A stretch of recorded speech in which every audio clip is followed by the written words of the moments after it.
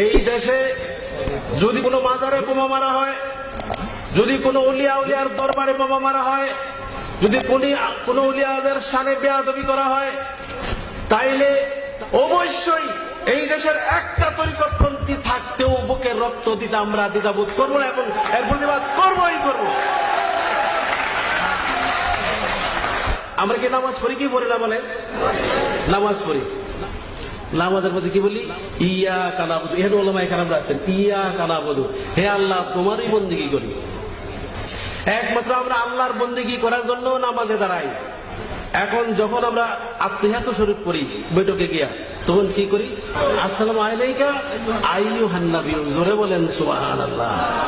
ভাইরা আমার, এই নামাজের মধ্যে আমরা কারে সালাম দেই?